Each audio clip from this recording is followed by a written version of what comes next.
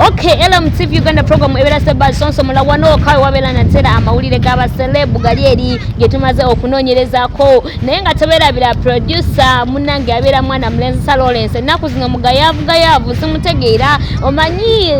Anyway, ekyo kantisirikire kubanga munanga ayinza okugamba bannange gwe Queen ngenda kujjayo ku mpewo naye nga tewerabira chatsi yabeera wali okubeera nga abitema ate mwana Mulenzi King himself nabeera okubeera nga abitera wali ku screen bano babalenzi simayina kumanya naye katusabe Allah oba Mukama abatukwatireko abawe enneema ennungi naye nga tewerabira mukyala mukulu abadde asiriikiridde akabanga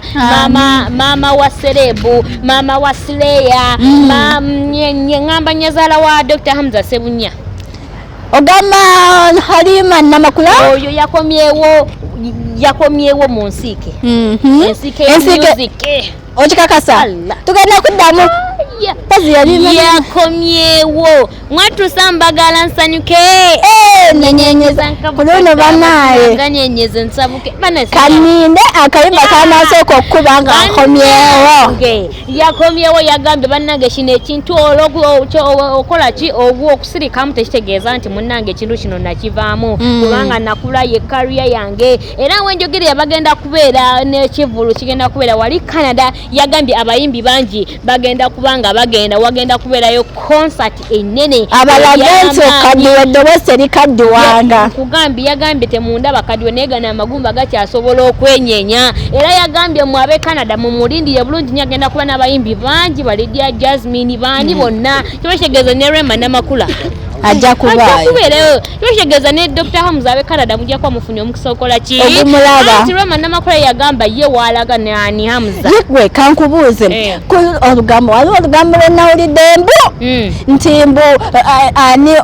ono omuvubuka nti akwasaganya Halima Namakula n'omwana ne muwala we bannange abatuboogera bali luno maama n'omwana bali luno nti akwasaganya maama n'omwana nti akwasaganya Halima Namakula ne muwala we kanaye sinamanya muwala ki binoonyereza wono omuto kubanga Rema yava ku lujja oba agamba this lady Rachel kisoboka eneweeze munnange eyo nange ye bw'ati yagambye agenda kubeera n'abayimbi wali eri Canada concert egenda kubeera y'amaanyi ng'era omugenyi omukulu agenda kubeera Honorable Rebecca Kadaga yagenda okuba nga abakulembera wali eri ekintu bakikube buto bannange ate n'abasuubiza nti mu September ayinayo concert egenda kubeera wali ku Serena Hotel era ekigenda okubeera wali yabagambye ekikulu nammwe munkaka okwogera ekintu mbeera njagala mbawe surprise ate ne mwagala okugijjo ne munkaka nabagamba kale anyway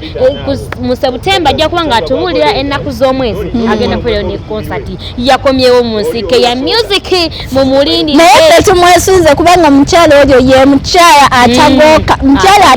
atava ku mulembe anyirira mukulu naye olabanga